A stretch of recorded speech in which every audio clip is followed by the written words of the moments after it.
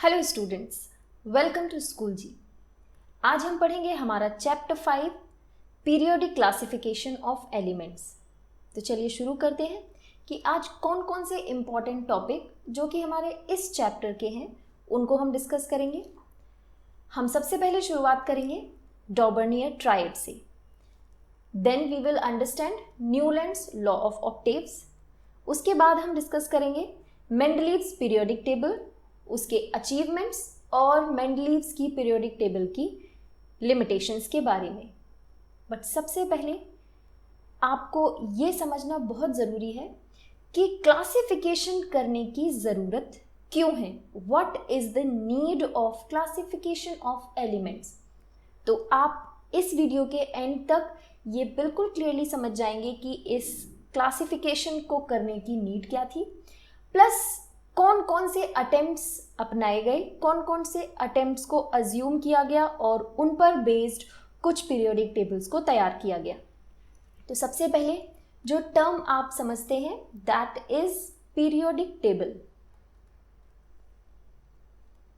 Periodic table का मतलब क्या है? Periodic means repetition of properties, repetition of certain incident. कोई भी चीज़ जो अपने आप को एक सर्टेन इंटरवल ऑफ टाइम के बाद रिपीट करती है उसको आप कहते हैं पीरियड। पीरियोडिक टेबल एक ऐसी टेबल जिसमें एलिमेंट्स को अरेंज किया गया है उनकी प्रॉपर्टीज के रिपीटेशन को ध्यान में रखते हुए, यानी कि एक ऐसा अरेंजमेंट ऑफ एलिमेंट्स जहां पर एलिमेंट्स को क्लासिफाई किया गया है डिपेंडिंग अपॉन देयर प्रॉपर्टीज। जैसे कि आप एग्जाम्पल देख सकते हैं, हम अपने घर में किचन में अलग तरह का सामान रखते हैं और अपने रूम में कबर्ड में अलग तरह का सामान रखते हैं। क्लासिफाई करते हैं चीज़ों को। किचन में रखी जाने वाली चीज़ें ग्रोसरी होती है, बर्तन होते हैं जिनको आप अलग अलग स्टैक में रखते हैं, और रूम में आप रखते हैं अपने कपड़े और भी ज़रूरत की चीज़ें आप रखते हैं। उनकी प्रॉपर्टीज़ अलग अलग होती हैं, इसीलिए उनको रखने का स्पेस भी अलग अलग डिसाइड किया जाता है। Same thing applies over the elements. आज जो आप पीरियोडिक टेबल देखते हैं उसमें 118 एलिमेंट्स को प्लेस किया गया है, लेकिन ये पीरियोडिक टेबल ओवरनाइट डिस्कवर नहीं की गई है। इसको बनाने में बहुत सारे साइंटिस्ट्स का बहुत बड़ा कंट्रीब्यूशन रहा है। जो सबसे पहला कंट्रीब्यूशन रहा है वो है सर डॉबर्नियर का। सर डॉबर्नियर ने सबसे पहले एलिमेंट्स को क्लासिफाई करना शुरू किया। ट्रायड का मीनिंग होता है सेट ऑफ 3, यानी कि तीन एलिमेंट्स का इन्होंने सेट बनाया, जिसको आप इस तरह से देखते हैं। सबसे पहला जो अटेम्प्ट था वो सर डॉबर्नियर के द्वारा था। उन्होंने एलिमेंट्स को अरेंज किया। उनकी प्रॉपर्टी जो उन्होंने बेसिक प्रॉपर्टी ली that was atomic mass. Atomic mass was the fundamental property of elements according to Dobereiner. Dobereiner sir ने तीन एलिमेंट्स के ट्रायड्स बनाए, जिसमें आप देख सकते हैं लिथियम, सोडियम, पोटेशियम एक ट्रायड है, calcium, strontium, beryllium, repeat, calcium, strontium, barium दूसरा ट्रायड है, क्लोरीन, ब्रोमीन और आयोडीन ये हमारा तीसरा ट्रायड है। तो ये 3 ट्रायड हैं, 3 सेट हैं, तीन एलिमेंट्स के, इसीलिए इसको ट्रायड्स कहा जाता है। जो एक इंटरेस्टिंग बात है डॉबर्नियर ट्रायड की दैट इज जब आप फर्स्ट एलिमेंट और थर्ड एलिमेंट के एटॉमिक मासेस का एवरेज निकालते हैं तो वो अप्रोक्सीमेटली इक्वल आता है आपका सेकेंड एलिमेंट के एटॉमिक मास। तो आप देख सकते हैं जैसे कि यहाँ पर हम फॉर एग्जांपल देखते हैं 7 है हमारा लिथियम का एटॉमिक मास और पोटेशियम का एटॉमिक मास है 39। जब आप इसका एवरेज निकालेंगे तो वो आता है हमारा 23, और ये है आपका अप्रोक्सीमेटली आप इसको कह सकते हैं एटॉमिक मास ऑफ सोडियम।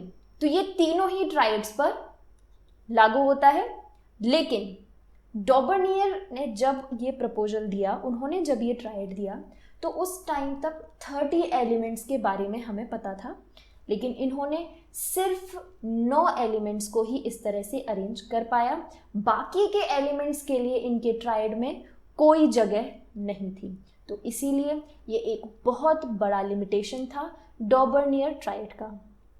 इसको ओवरकम करने के लिए न्यूलैंड सर ने दूसरा एक रूल दिया। उन्होंने भी एटॉमिक मास को ही फंडामेंटल प्रॉपर्टी माना एलिमेंट्स की, लेकिन उन्होंने जो पीरियोडिक टेबल अरेंज की वो एक इस फॉर्म में अरेंज की कि एवरी 8th एलिमेंट, हर 8वें एलिमेंट की प्रॉपर्टी रिजेंबल करेगी फर्स्ट एलिमेंट से। जैसे कि आप यहाँ पर देख सकते हैं, हाइड्रोजन की प्रॉपर्टी रिजेंबल करेगी फ्लोरीन से, और फ्लोरीन का 8th एलिमेंट है क्लोरीन।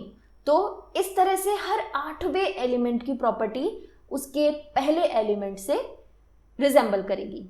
तो इसको कहा गया octave, means 8। There is something which is significant to 8। यहां पर 8 का क्या सिग्निफिकेंस है कि 8वां एलिमेंट की प्रॉपर्टी सेम होगी पहले एलिमेंट से, जैसे कि हाइड्रोजन की फ्लोरीन से और फ्लोरीन की क्लोरीन से। अब और क्या इंपॉर्टेंट बात थी न्यूलैंड लॉ ऑफ ऑक्टेव की, इसको रिजेंबलेंस दिया गया म्यूजिक के स्वरों के अकॉर्डिंग। जैसे कि आप म्यूजिक में देखते हैं सा रे गा मा पा धा नी, ये 7 स्वर है, 7 स्वर होते हैं संगीत के, म्यूजिक के। और जो 8वां स्वर होता है वो अगेन फिर सा होता है। तो आप देख सकते हैं कि जो 8वां स्वर है वही क्या है, आपका पहला स्वर है। तो इसी तरह से ये बेसिकली न्यूलैंड एक म्यूजिक लवर थे, इसीलिए उन्होंने एलिमेंट्स को जब अरेंज किया तो उसको भी उन्होंने म्यूजिक से ही रिजेंबलेंस लेकर अरेंज किया। और इन्होंने ये बताया कि only 56 elements can be placed और 56 elements are only existing in the nature. तो अकॉर्डिंग टू न्यूलैंड्स सिर्फ 56 एलिमेंट्स ही एग्जिस्ट करते हैं नेचर में। तो इनकी जो पीरियोडिक टेबल थी दैट वाज रेस्ट्रिक्टेड, उसमें कुछ लिमिटेशंस आ गई, क्योंकि बाद में और भी ज़्यादा एलिमेंट्स की डिस्कवरी हुई जिनको इस पीरियोडिक टेबल में रखने का कोई स्पेस नहीं था। That periodic table is restricted. Also ये जो रूल फॉलो होता है कि एवरी 8th एलिमेंट की प्रॉपर्टी फर्स्ट एलिमेंट से रिजेंबल करेगी, वो सिर्फ कैल्शियम तक ही फॉलो होता है। कैल्शियम के बाद ये रूल ब्रेक हो जाता है। और आप देख सकते हैं कुछ यहाँ पर आपको ऐसे स्लॉट्स दिख रहे हैं जहाँ पर 2 एलिमेंट्स को प्लेस किया गया है, कोबाल्ट और निकेल। इनकी प्रॉपर्टीज फ्लोरीन से रिजेंबल नहीं करती, लेकिन इनको इस ही ग्रुप में रखा गया है, तो that is also a limitation. और इनकी प्रॉपर्टीज आयरन से रिजेंबल करती है, लेकिन इसको आयरन से दूर प्लेस किया गया है। तो ये कुछ ऐसे लिमिटेशंस हैं जो न्यूलैंड के ऑक्टेव्स के लॉ में देखने को मिलते हैं। इन ड्रॉबैक्स को ओवरकम करने के लिए जो एक और पीरियोडिक टेबल आई, जो कि दी मेंडलीव, डिमिट्री मेंडलीव ने जो periodic table the, that was considered most of the important periodic table. उसको बहुत इंपॉर्टेंट माना गया क्योंकि मेंडलीव की जो पीरियोडिक टेबल थी दैट प्रेडिक्टेड कि बाकी आगे भी डिस्कवरी हो सकती है एलिमेंट्स की। इन्होंने कुछ एलिमेंट्स को अरेंज किया, लेकिन इनकी पीरियोडिक टेबल में उन एलिमेंट्स के लिए जगह छोड़ी गई जो कि उस टाइम तक डिस्कवर नहीं हुए थे, बट पॉसिबिलिटी थी कि आगे डिस्कवर होंगे। और जब वो एलिमेंट बाद में डिस्कवर हुए तो उनको प्लेस किया गया मेंडलीव की पीरियोडिक टेबल में। मेंडलीव पीरियोडिक टेबल का जो इंपॉर्टेंट लॉ है दैट इज कि atomic mass is the fundamental property of an element, यानी कि elements were arranged in the increasing order of their atomic masses।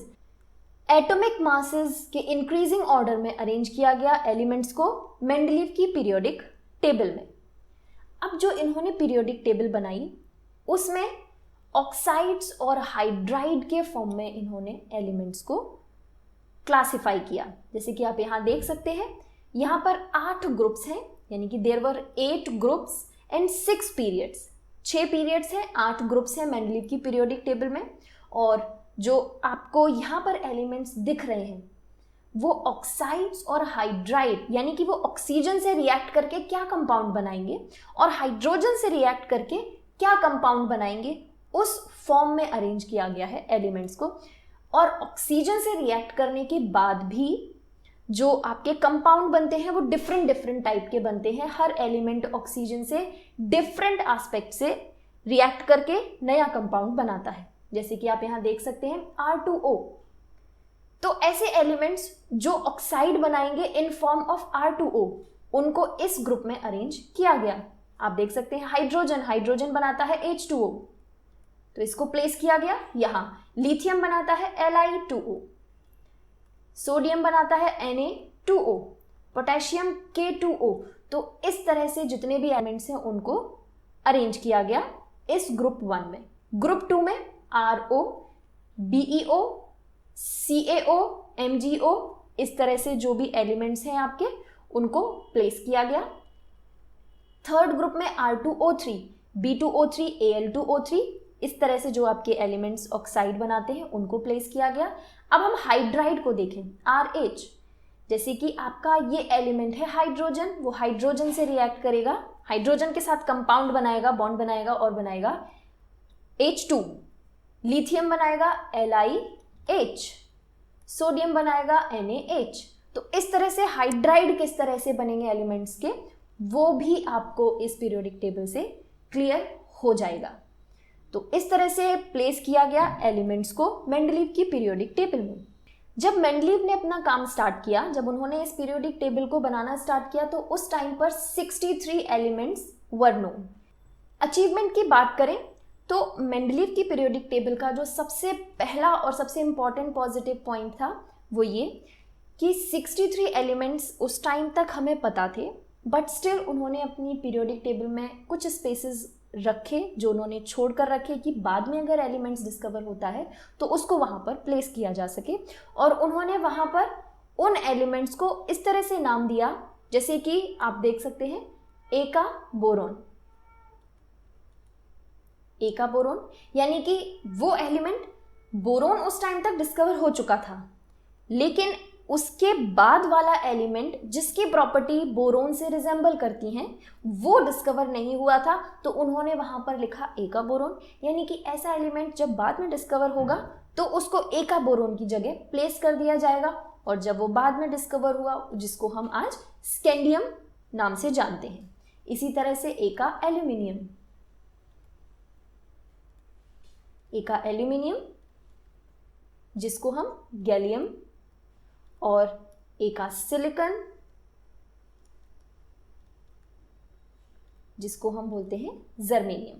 तो ये कुछ ऐसा उन्होंने इस तरह से अपनी पीरियोडिक टेबल को सेट किया। उन्होंने जो प्रपोजल दिया, उन्होंने जो एजम्पशन दिया, उसमें उन एलिमेंट्स के लिए भी स्पेस था जो कि उस टाइम तक डिस्कवर्ड नहीं थे, जो कि एक बहुत ही इंपॉर्टेंट और बहुत ही पॉजिटिव एस्पेक्ट है मेंडलीव की पीरियोडिक टेबल का। दूसरा जो इम्पॉर्टेंट एक चीज़ ध्यान में रखी गई मेंडलीव की पीरियोडिक टेबल में कि सिमिलर प्रॉपर्टीज़ वाले एलिमेंट्स को साथ में प्लेस किया जाए।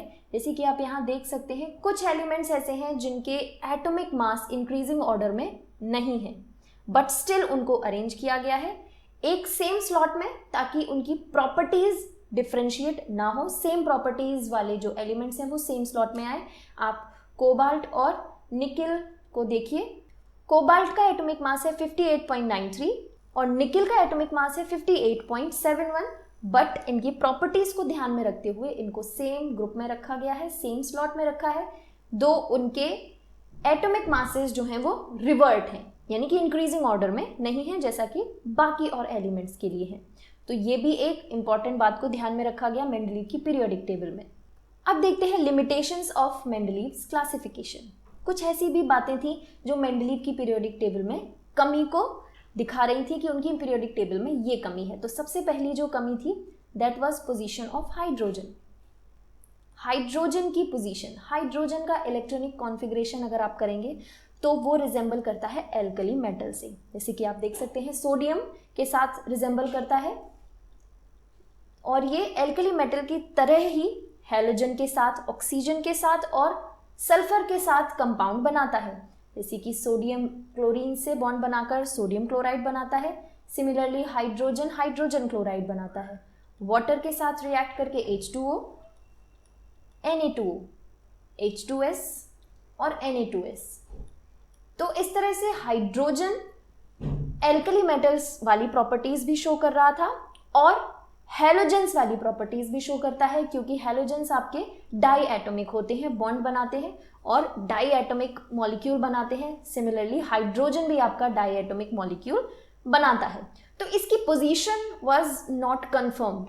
हाइड्रोजन की पोजीशन फिक्स्ड नहीं थी, उसको हैलोजन के साथ प्लेस किया जाए या एल्कली मेटल्स के साथ प्लेस किया जाए। तो ये सबसे पहली लिमिटेशन थी। और दूसरी आइसोटोप्स। जब तक मेंडलीव ने इस पीरियोडिक टेबल को बनाया उस टाइम पर आइसोटोप्स का कॉन्सेप्ट नहीं आया था। आइसोटोप्स जिनके एटॉमिक नंबर सेम होते हैं बट एटॉमिक मासेस डिफरेंट होते हैं। तो ऐसे एलिमेंट्स के लिए मेंडलीव की पीरियोडिक टेबल में कोई प्लेस डिसाइडेड नहीं था। तो ये थी मेंडलीव्स की पीरियोडिक टेबल की क्लासिफिकेशन। तो आज आपने पढ़ा है डॉबर्नियर ट्राइड, जिसमें 3 एलिमेंट्स के 3 सेट बनाए गए। न्यूलैंड्स लॉ ऑफ ऑक्टेव, जिसमें हर 8वां एलिमेंट पहले एलिमेंट के साथ प्रॉपर्टी को रिजेंबल करता है।